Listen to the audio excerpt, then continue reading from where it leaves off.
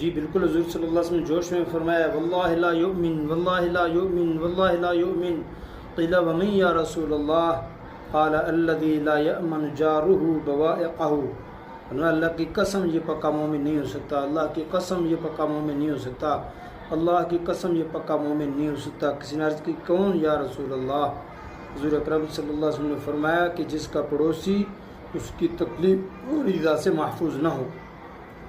ما زال جبریل یوصینی بالجار حتی ظننت انہ سیورث، حضور اکرم صلی اللہ علیہ وسلم فرماتے ہیں کہ جبریل آئے اور آ کر اتنی نصیحت اور وصیت فرمائی پڑوسی کے بارے میں سمجھا کہ اس کو میراث کا مالک نہ بنا دے، یعنی میراث کے لیے خونی رشتہ ہونا شرط ہے، گویا کہ یہ خونی رشتے سے بھی بڑھ کر ہے جس کے لیے اتنی نصیحت فرمائی۔ اس لیے میرے عزیز دوستوں بزرگوں، کسی مسلمان کو تکلیف نہ دے، خاص کر پڑوسی کو نہ ہو، ایسا نہ ہو کہ ایمان سے ہاتھ دھو بیٹھے۔ واللہ اعلم۔